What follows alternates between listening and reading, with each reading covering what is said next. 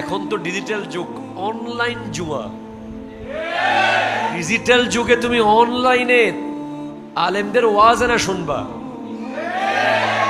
তুমি অনলাইনের ভিতরে নাতে রসুল শুনো, ঠিক কিনা কথা বলেন?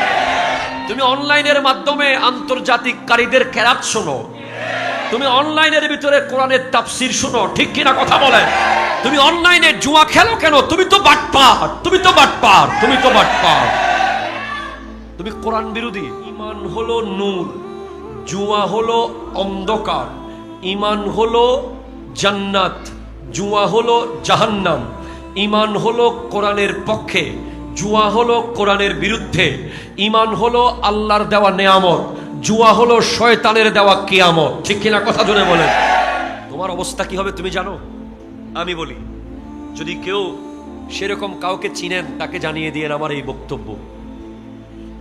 যারা জুয়া খেলে,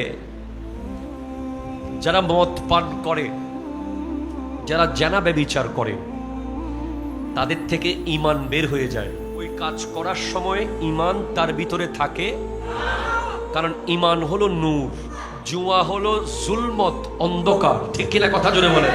জুয়াডির জান যখন কবজ হবে, মারা যাবে না জুয়াডিরা? কি বেঁচে থাকবে আজীবন? যখন সে মারা যাবে, জাহান্নামের ফেরেশতা আসবে তার জান কবজ করার জন্য। যারা জুয়া খেলেন তাদেরকে আমি বলবো, রাতের 3টা বাজে পারলে একা কবরস্থানে গিয়ে মাঝখানে করে বসে থাকিয়েন 2 ঘন্টা। এত বড় কলিজা যদি আপনার থাকে, 2 ঘন্টা লাগবে না, আধা ঘন্টা পারলে বসে থাকিয়ে রাতের 3টায় গিয়ে। মরার পরে থাকতে হবে না? হবে। জান কিভাবে কবজ হবে? কালো কসকসে কাপড় নিয়ে আজরাইল আলাইহিস সালাম জাহান্নামের কালো কালো ফেরেশতাদের বহর নিয়ে আসবে। এমন ভয়ঙ্কর সিচুয়েশন হবে, মনে হবে পৃথিবীর সমস্ত সমুদ্রের পানি তার গায়ের দিকে আসতেছে। মনে হবে সমস্ত কাঁটাযুক্ত গাছ তাকে জড়িয়ে ধরতেছে। মনে হবে সমস্ত পাহাড় তার শরীরের দিকে আসতেছে।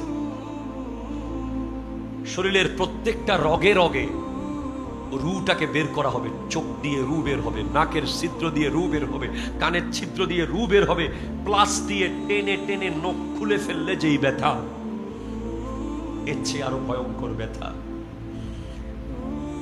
হাদিসে এসেছে, এই সমস্ত ব্যক্তিদের রু কবজ হবে যেন ভিজা তুলার ভিতর থেকে লোহার প্যারাক বের করা হচ্ছে।